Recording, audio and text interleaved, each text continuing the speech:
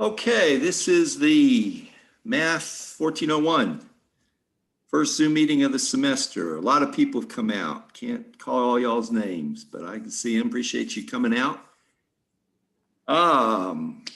So I guess we should start with, anybody have any questions? We've buried you in materials. There's been an overview, a syllabus, and a calendar. And I've made 2 introductory videos trying to go over all of that and put a secret code in the videos, trying to encourage. I didn't get a lot of participation, people watching my thrilling videos last semester. So I thought I would try to up the ante. Maybe people give some incentive by giving some extra credit points for people to watch the videos. You got till next Sunday, if you haven't watched them yet, to unscramble the secret code and mail it to me. Does anybody have any questions about these introductory materials?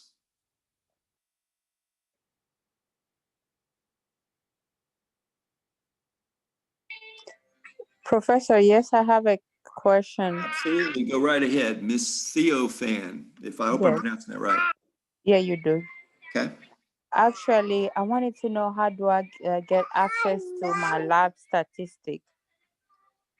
Okay, I'm sorry. I heard a baby in the background. It kind of drowned you out. Can you speak up just a little bit and try again?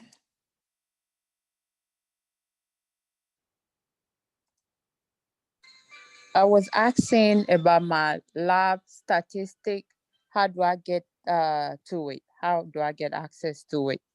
Okay, would you like a little lesson to do that? Yes, please. Oh my goodness, so polite. Yes. Well, I will try. Let's see if I can share my screen. I tried to call it up and doggone it, don't seem to be here. Unless it's under this? No. Okay. Under this? No.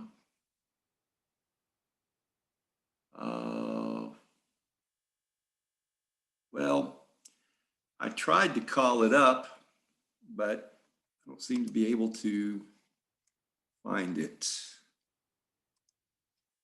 It's under this.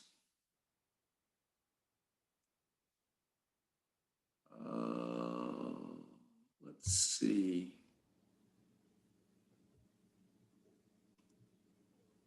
Can everybody see this screen?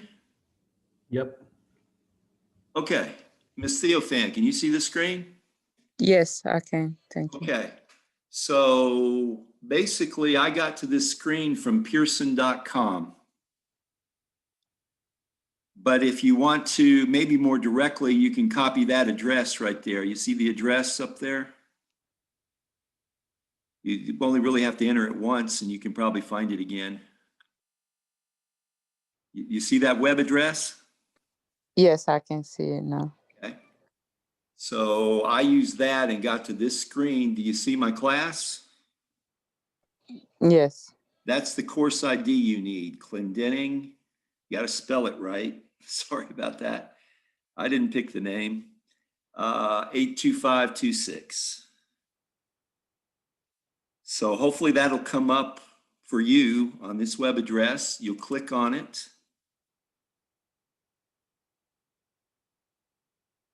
Give it a chance to load. All right, there's a lot of stuff here. And to be honest, this is my first time using this program online. I've taught this class mucho times in the regular classroom and really never used this, never needed it. But now that I'm online, I need it. So this is kind of my first time through it. And we're going to take all our problems from this over here at this study plan. Hey, Mr. C, I'm sorry to jump in real quick. Oh, go ahead. I was having some issues getting access to the site as well today. I ended up, I purchased or I rented the textbook from Amazon thinking that I would get that access code with it, but I didn't. So I returned it real quick and then went straight to the Pearson website and purchased the ebook directly from there. And it came with the access code that you use in conjunction with your course name and title.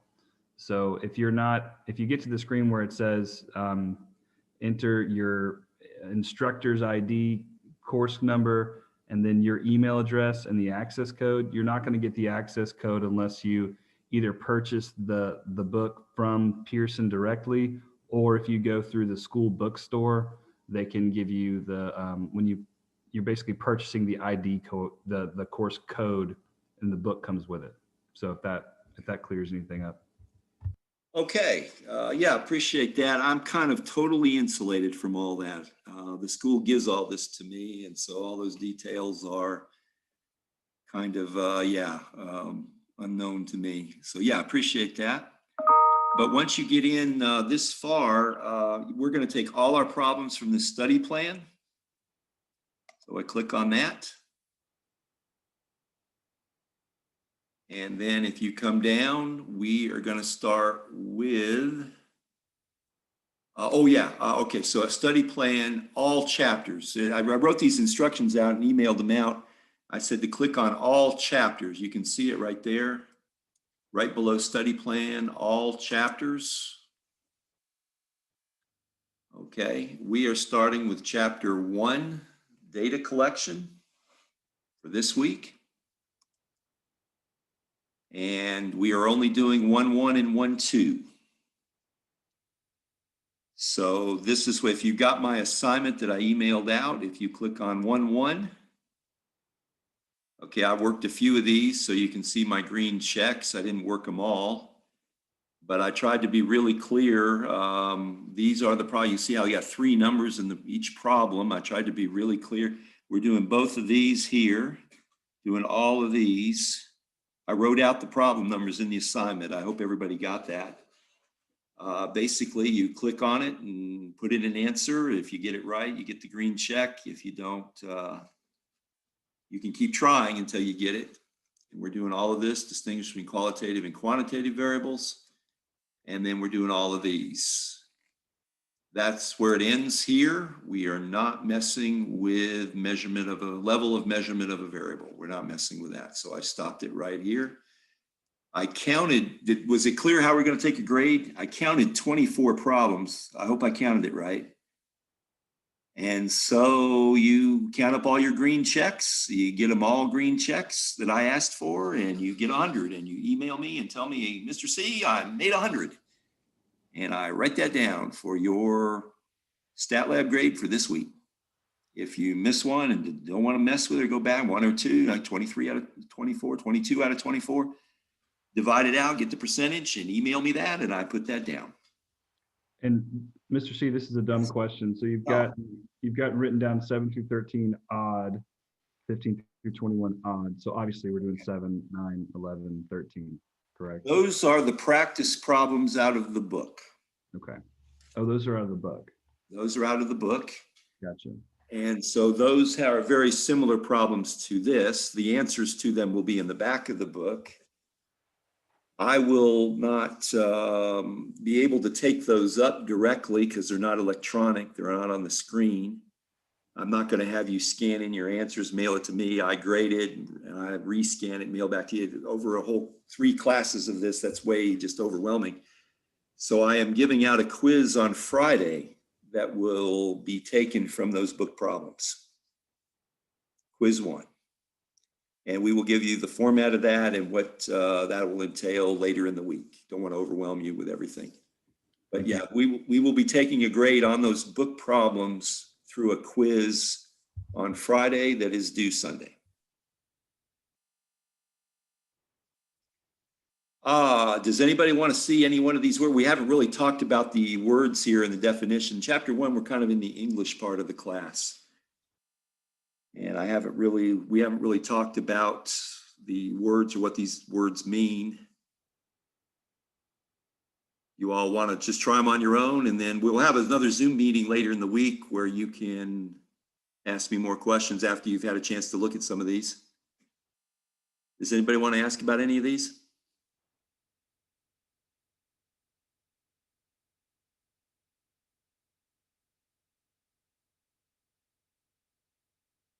Hearing nothing, or is somebody muted and is desperately trying to yell at me? Okay, the rest of the semester, we are going to take the problems from exactly the same, meaning from the study plan, but of course, next week, we're in section 2.1. So I will pre-screen the problems for section 2.1 and tell you to only work on what I want you to work on, and you're gonna get them all right. You give it 100, you know, you'll give me the percent you get right. Is this as clear as Lake Lanier? Yes. Okay. Does anybody want to go to the regular book and look at some of those practice problems?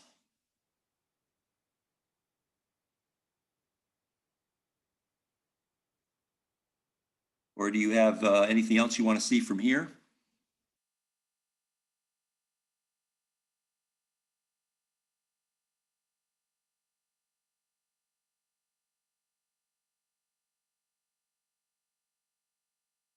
Dead silence.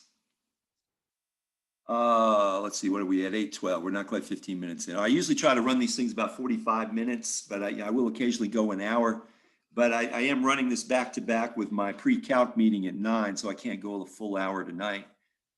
Let's see. Do you want me to hook up my camera and we'll give you an introduction to some of these words?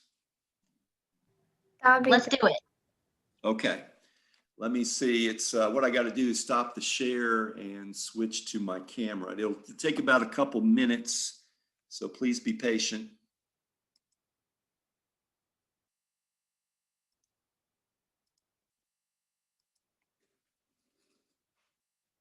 Man, I don't know why it keeps wanting to plug in.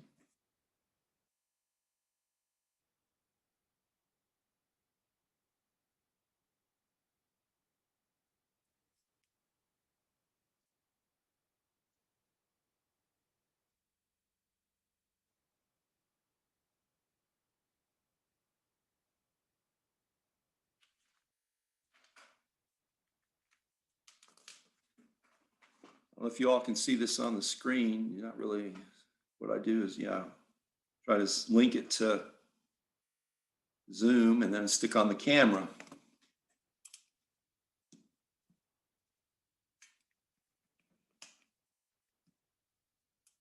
Sometimes it's a little flaky. Okay, I mentioned this in the intro, if anybody saw it, but if you have a later in the course, there'll be math problems and there will be statistics problems that'll work out with math and formulas and everything. And if you want any of them worked, we're not going to do equations like this, but you can see I can pick any problem on any random page out that you want to see or whatever, and I can solve it right in front of you. 5 by 2 and x equals 1. This is just like writing on a blackboard in the classroom, you know, right in front of you while you're sitting there. It's not high tech. It's my iPhone 6. And I would say this worked pretty well 95% of the time last semester. What happened, I don't know. You know, I live out in rural Hall County. I've got maximum AT&T internet, and sometimes it is a little flaky. But I'd say 95% of the time, this worked pretty well. Let's start with some definitions of the class.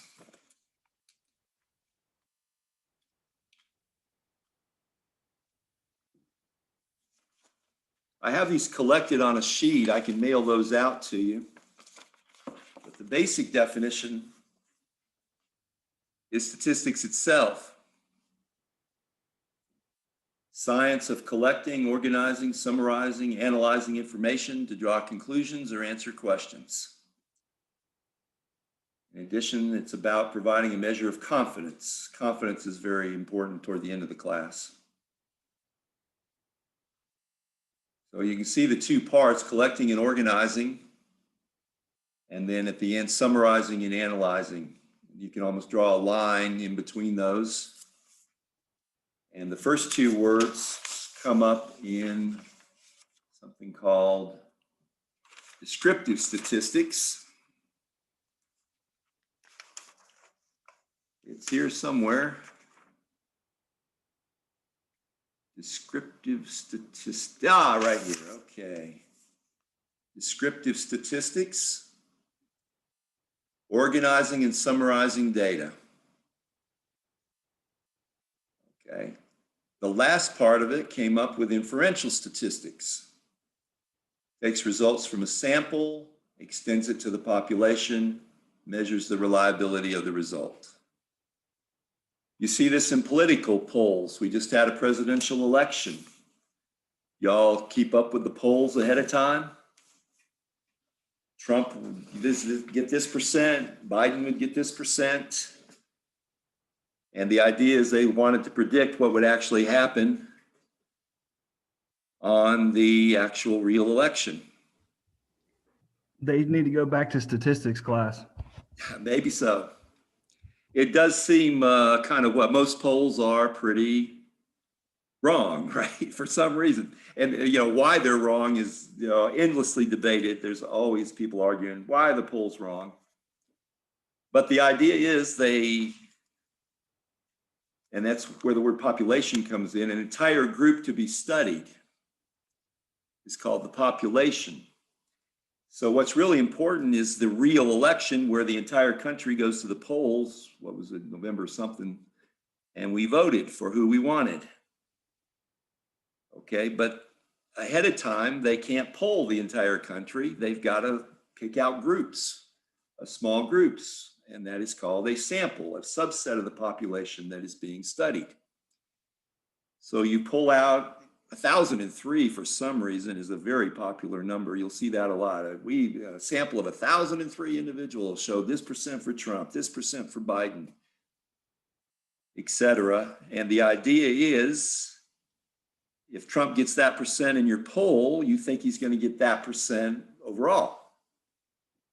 At least that's the way people interpret them and think what is going to happen. Okay, there are other little words. And let's see down here. The word parameter. It's a numerical summary of a population.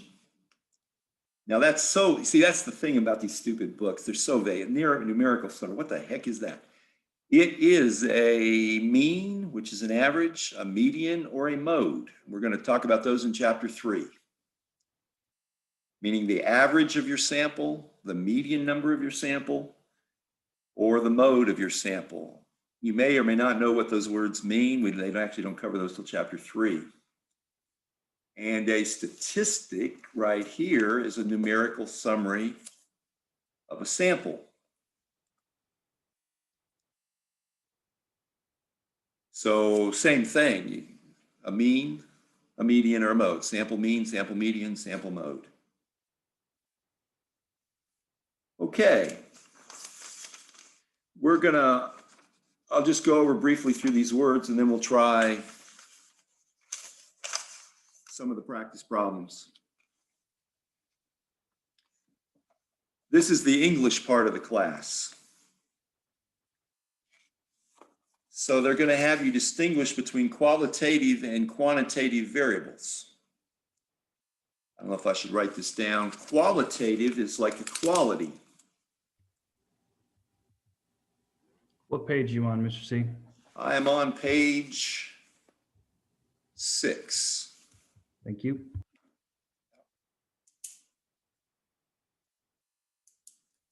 Qualitative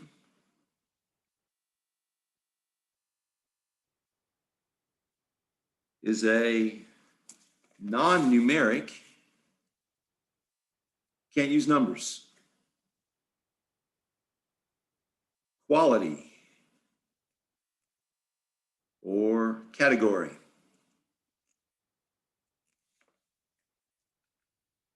If you're wondering, what the heck are we talking about? Anybody think of an example?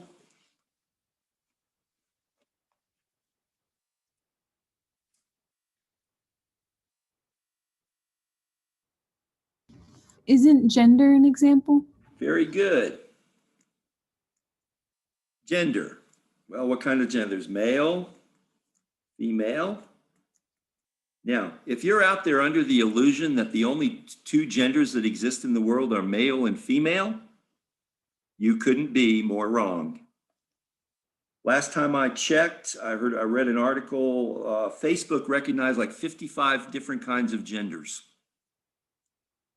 So there, I mean, there's transgenders, there's, I don't know if anybody wants to chime in with any other categories. There is status. This could be income status. If you use words like poor, middle class, upper middle class, rich, super rich. Okay, with no numbers to divide it. You're only allowed categories, qualities. How about marital status? Anybody think of different kinds of marital status you could be, categories you could be? Single, Single. married, separated, Okay, divorced. probably write them down fast enough. Separated, divorced. Did I hear another one? Poly. Widowed. Poly, yeah. Thruple, I've heard of thruples. Widowed. Widow. It's complicated. They actually make movies about that. Anybody ever see that movie? Yeah. Had Alec Baldwin and Meryl Streep. It's complicated. Friends with benefits. How's that? Yeah, exactly. Okay. Versus quantitative. Again, page 6. Quantitative. I could take a little more time with this in the regular class, but like you say, we're recording everything we do. And the files get out of hand. Basically, it's counted with numbers. A variable with numbers. Now, with numbers, we can actually do two categories under this. There's discrete, counted with whole numbers only.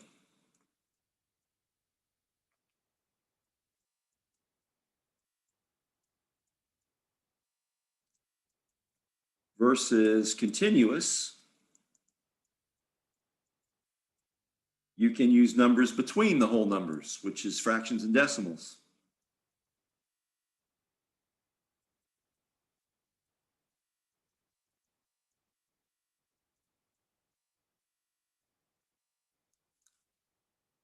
Can anybody think of examples of either kind? Just to show you where these are, at the top of page 7. So qualitative based on some attribute or characteristic, quantitative numerical measures of individuals. Would that be like income bracket? Okay, income, would that be discrete or continuous?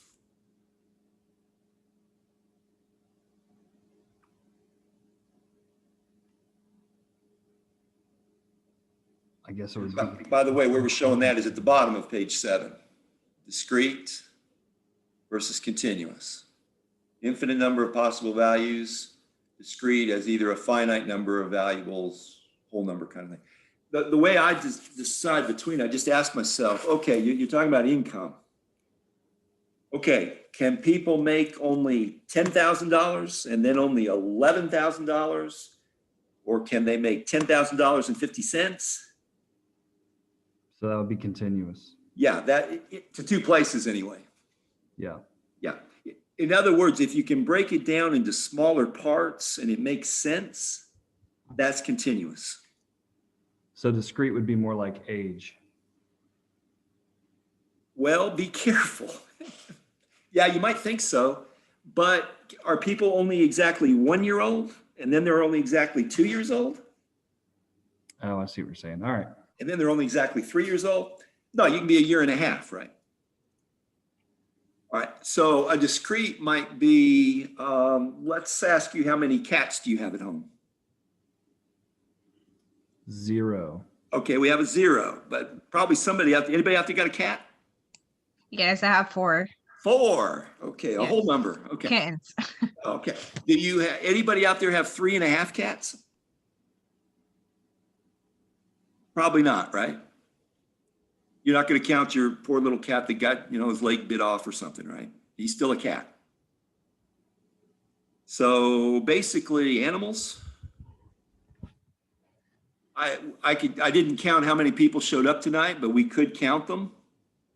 Would we have 20.5 people show up tonight? No, right? Might have 20 people, 21 people.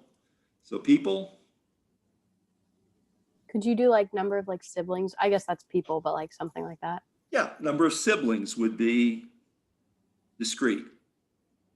So where do you hear that, well, I guess it's an average, the statement I'm about to make, like, oh, the average American family has 2.5 kids. Okay, yeah. So what happens is the people themselves are discrete, and you count how many people and divide by the number of households, and that's not guaranteed to come out a whole number. Right. Okay. So an average like that, we could call that continuous. Let's see. Yeah, number of siblings. Yeah. So everybody agree that's whole number. We're not going to count your half-wit brother, right? He's still a person, even if he is a half-wit. Okay, objects. If I could ask you, how many TVs do you have in your house? Everybody have 1 TV, 2 TVs, 3 TVs? You don't really have half a TV, right? You might have 1 TV that's half the size of another TV, but it's still a TV, right? Objects. Cars, same way. How many cars do you own? You don't really have half a car or 1.5 cars. Okay, let's see. Are there any other words? Are we ready for? Yeah, that's basically finishes this little section. We are not going to measure, this gets a lot more technical than I want to get to, this level of measurement. So I left that off the Stat Lab. All of the previous words are on that Stat Lab assignment. I left these off. Don't thank me all at once. It overwhelms me. So you want to try a few of these and see how incredibly difficult the problems are in the book? Let's do it. All right. It would start with number 7. And they start with that idea of parameter versus statistic. Remember, a parameter, I'll rewrite it. Numerical summary of a population versus this is not the subject statistics. This is kind of the word statistic by itself. It's a numerical, kind of off the screen here, summary of a sample. So the idea is you read number 7 and pretty much ask if they're talking about a population or a sample. Remember, a population is an entire group. Entire group selected for study.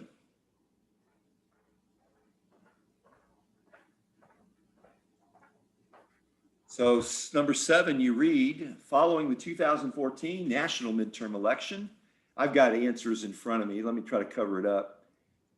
18% of the governors of the 50 United States were female. They want to ask, is this a parameter or a statistic? I'm flashing up my book, which has answers right in front of me. All right, looking at those 2 words, if it's a parameter, that means they're talking about a population. If it's a statistic, they're talking about a sample. Can you tell what they're talking about here? 18% of the governors of the 50 United States were female. Would it be a parameter since it's talking about all of the governors, not like a specific subset of them? Outstanding, you got it. A lot of times, if they give you a specific number like 50, that tends to signal sample. But they're trying to trick you here. 50 United States is all of them. So they are talking about a population, and sure enough, that's a parameter. That's the kind of thing the way they kind of test you about all these different words, one way anyway. And so those two words go on through down 14, or I asked about through the odd ones. Let's see, like 13. Statistics is about numbers, and numbers underlie every subject. So we're going to run into all kinds of subjects in this class that you may or may not know a lot about, but it's helpful to know a little bit about them so you can understand the problem that they're asking you about. They're going to ask you about the numbers in them. So 13 is about hygiene habits. A study of 6,076 adults in public restrooms. And these cities found 23% did not wash their hands before exiting. There's your thrilling job. Somebody stood around and watched people wash their hands if they exited a restroom, and counted how many people did and did not, and published their results. We're going to find all kinds of thrilling jobs through this class. Anybody want to take a guess whether we're talking about a population or a sample here? It was a parameter or a statistic, my fault. Yes, statistic. And how do we know it's a statistic? Because it's just a sample of 6,076 adults. Right. If the 6,076 adults was our entire population of this great United States of America, that would make it a parameter, but it's not. There's a lot more adults in this country than 6,076. So yes, that makes it a statistic. All right, can y'all go down and classify whether variables here are qualitative or quantitative? And again, yeah, I've got my answers right in front of them if you can read them. I don't think you'll find this too hard. 15, a nation of origin, quantitative or qualitative? Qualitative. Yeah, a nation is a label. You're from England, from France, the United States, Russia, etc. It's a label, it's not a number. Whereas 16, your number of siblings, that would be qualitative or quantitative? Quantitative. Yeah, because that's a number. You've got one sibling, 2, 3, 0, etc. Interesting one, at least interesting to me, is number 21, phone numbers. We should mention this. Quantitative or qualitative? I think it'd be qualitative because even though it's numbers, it's still, I don't know. No, you're right on it. Does everybody understand that it is qualitative and why? Yeah, because even if it was like instead of being a phone number, if it was like a unique picture, like a smiley face. If you want to get in touch with me, you just have to hit the smiley face button. It's a quality. It's not an actual number reflecting data. Okay, very good. Yeah, the way I think about it, I'll write out two numbers.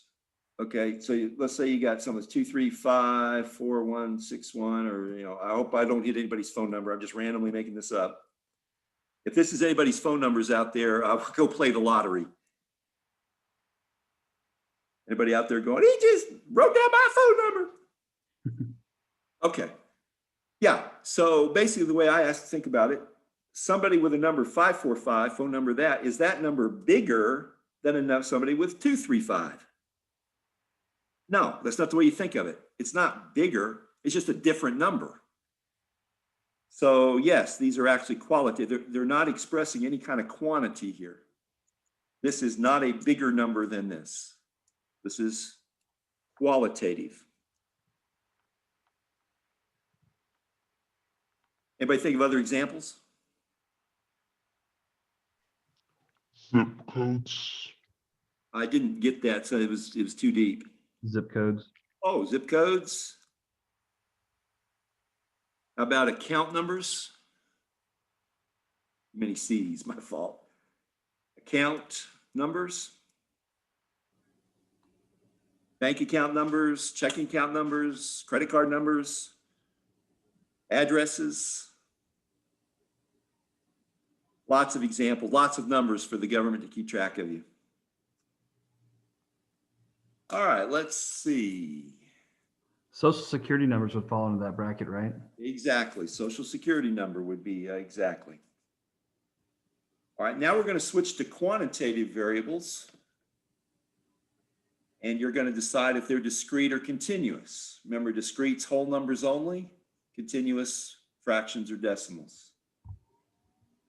Goals scored in a season by a soccer player. Discrete. Discrete. There's not a half a goal. Whereas in 24, volume of water lost each day through a leaky faucet. Continuous. Continuous. You don't lose just 1 gallon and 2 gallons or 3 gallons. You can lose a gallon and a half, gallon and a quarter, or half a cup, etc. All right, notice the level of measurement, but I skipped those. Okay, the very last section is down here is population and sample, and this can get a little tricky. Mr. C, I've got for number 25 where it says length in minutes. Do they put in minutes because if it were in seconds, then that would maybe change the answer?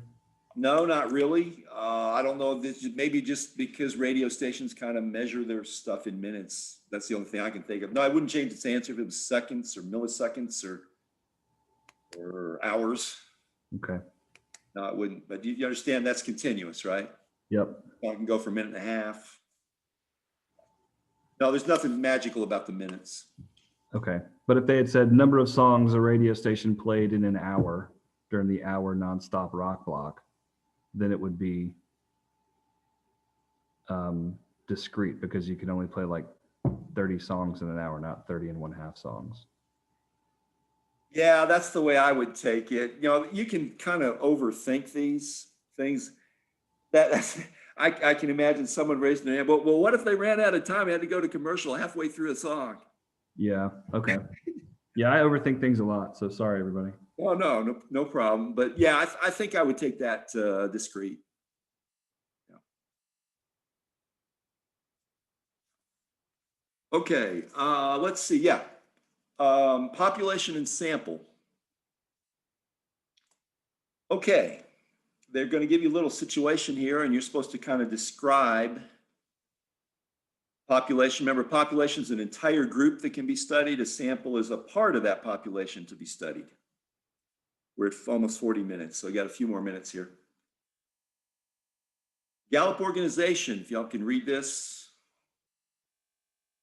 contacts 1,028 teenagers who are 13 to 17 years of age and live in the United States. Asks whether or not they have been prescribed medications for any mental disorders such as depression or anxiety. That is an exact description of one of these. Sample. Population of sample. Somebody has voted that it is an exact description of the Sample. sample. Because there's more than 1,028 teenagers in the whole country. So 39, the sample is your 1,028. I don't know if you want me to recopy everything here. That's where it takes a lot of words with this stuff. I'm off the screen. 1,028 teenagers who've been prescribed and blah, blah, blah, blah. It's all written down here. So how would you write the population? That's what they want you to do.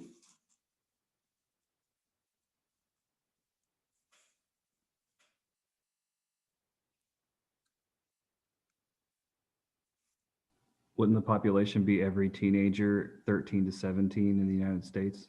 You could say every or all. Yeah, either one is fine. All teenagers, 13 to 17 who live in the US. So it's got the same exact description. So the population is all of them. The sample is the number they've pulled out. I have a question. Absolutely.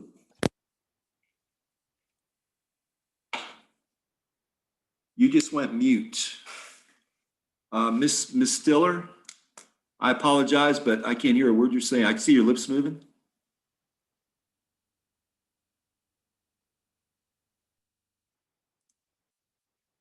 My volume's loud. Right. Are you there? You're showing me. Are you back now? Yeah, can you hear me? I can hear you now. Okay, awesome. I was just wondering, when we have to answer questions like that, do you want us to completely rewrite it like the full thing and just change it to how you would pose like a population, or would you want us to just like abbreviate it like you wrote it down there? I'm abbreviating it strictly for time because it's got to be a little boring to watch me do it, and I'm trying to save time. That's the English part of the class. As long as you give me enough of the description that I can tell what you're talking about, that's fine. Okay, awesome. But you want like complete sentences? I'm a math guy. My wife is the English teacher. She would probably say yes. I'm a math guy. I only really care about right and wrong math answers myself. So I kind of struggle through this English part, particularly grading it. I'm not that strict on it. Okay, thank you.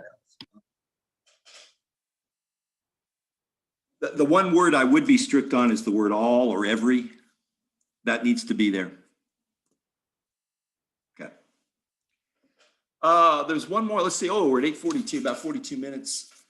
The last little section, just to try to go over it, was page 19, and the problems were about these observational studies versus experiments. Let me show you. I'm not going to write the book definition down. Let's see if they do an observational study right here, page 16. Observational study. I'm not going to go into causation and, et cetera. They get a little too highfalutin. I'm just going to say on an observational study,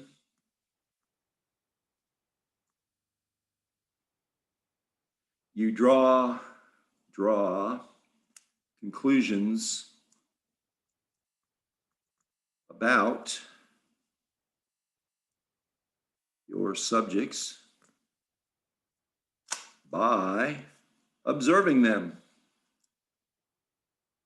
I know this definition sounds a little smart ass. It kind of comes across like a Captain Obvious. You could by say watching them, meaning you can, a lot of studies are done that way. If anybody wants to be a teacher, common thing for teachers is they'd send you in a kindergarten class and you watch the little kindergartners interact and you draw some conclusions and write it up. If you like animal shows on TV, where they go off into the Sahara and watch all the animals, the lions, the giraffes, the hippos, etc. Those are typically observational studies. They are out there filming the animals. They come back, edit the footage, and show you, the most interesting things they saw, etc. Versus an experiment, or they sometimes use the word designed experiment. And basically you have two groups. One experimental, I think I got just enough time to get this in. One, a control group.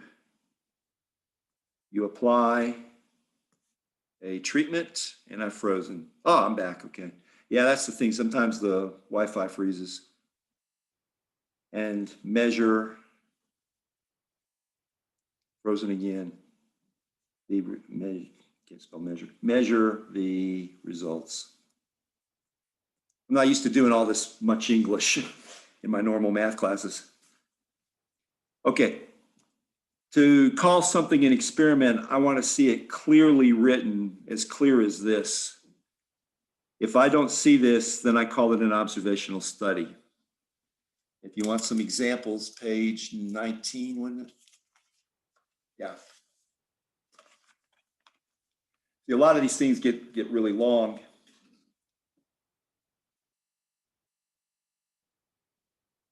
I can read that to you, but American Cancer Society beginning a study on why some people never get cancer. Take part, you're about to be 30 to 65, never had cancer.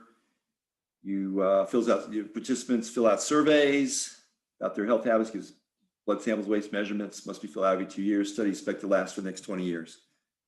Would you call that observational or experimental?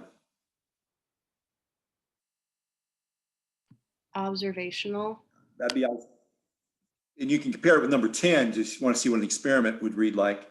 You get rats with cancer, divided into 2 groups. One group receives 5 milligrams of a drug, thought to fight cancer, the other is 10. After 2 years, you measure the spread of the cancer. That would clearly be an Experimental. So they give you a few of these down through the page. We're at almost 50 minutes, so I've pretty much got to cut it short so I can set up the next meeting. Anybody want to ask any last questions before I end the meeting? I just have a quick question. What days will we typically be meeting and what time throughout the Good week? point. I have really not set it. I tried to explain that I set this one late at night because the networks and everything get really busy during the day, first day of class. I didn't want to get, caught, the Wi-Fi is quit and everything. Do y'all prefer day sessions or night sessions? Night. Night. Night. I Night. Night. I'm hearing pretty much. We have night hawks. I gotta wake up early for sports. I'd rather do the day. Okay. Day. I say day because I have a job and I work a lot more during nights. Well, this is the problem with trying with class. I basically have 96 people spread between 3 classes. So trying to find time that keeps them all happy is basically impossible. So what I did last semester was I held a day session. And in fact, I picked noon. And then I held a night session around 8, 9 o'clock at night. And I did that twice a week. Is 12 too late? Or would you prefer earlier in the morning, like 8 in the morning? I prefer earlier in the morning, like 8, so I can get it over with. How long will the sessions generally last? I don't mind at 12. I try to keep 12? Go ahead.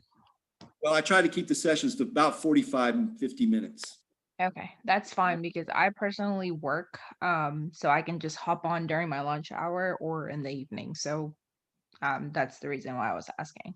Yeah, if I go beyond 45, 50 minutes, the files just get really huge in the time. Sure. Or just- Also, you did say that you would post them in case somebody misses them, correct? So if we can't make it, they'll still be on D2L or YouTube, wherever you share them. I will post them on D2L. Look for them in Okay. the very left column. There will be a kind of a button there that'll say links to Zoom meetings. Okay. And all of the links will be under that button. Okay, perfect. By the end of the semester, if this is like last semester, there will be hours and hours of these by the end of the semester. They would just build down. What days would the sections hold?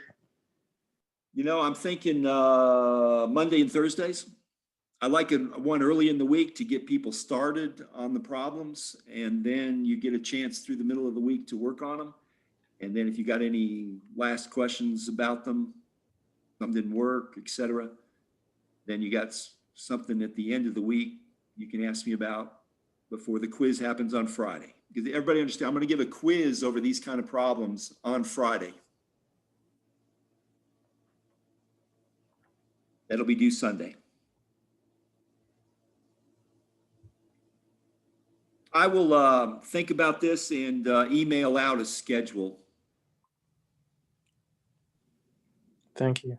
of these. Mr. C, I have a very quick redundant question. I'm sure that it's already been answered. No, go ahead. This is Ms. Bauer. I'm not sure about the stat lab. I got here to the meeting late. Yeah. So is it something that I need to register with the school, the lab, or no? Well, it should come if you buy the book either from Pearson itself. Apparently, somebody was explaining you could get on Pearson's website. Yes, actually was writing down what he was saying, so I'm just gonna go directly to Pearson's website and buy the book. So in the access code is what I need for the Stat Lab? You should get an access code, and you also need this course ID. The course ID is my name, last name,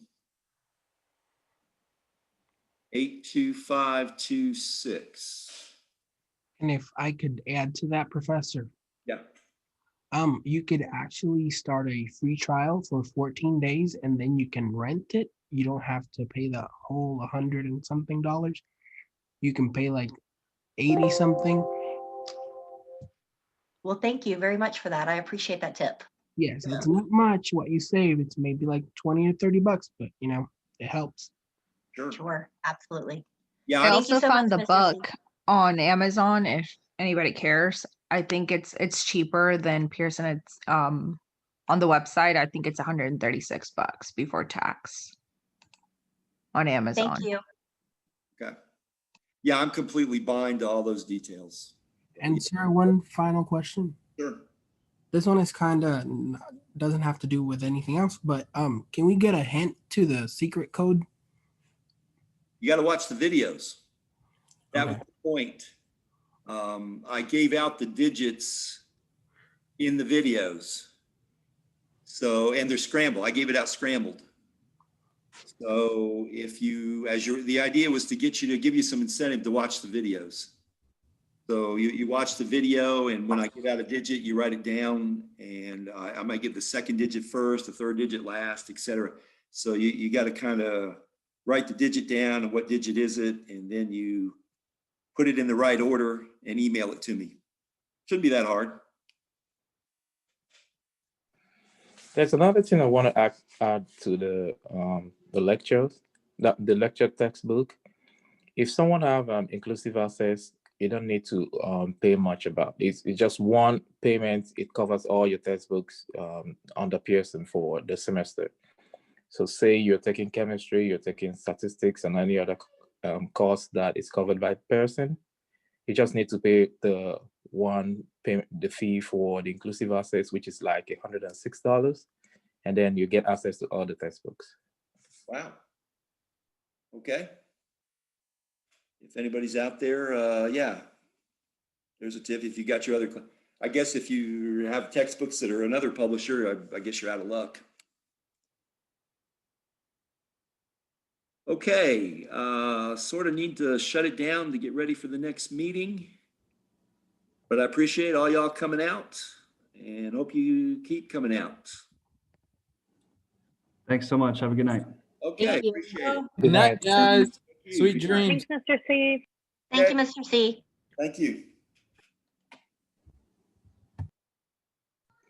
Thank you, population. Thank you.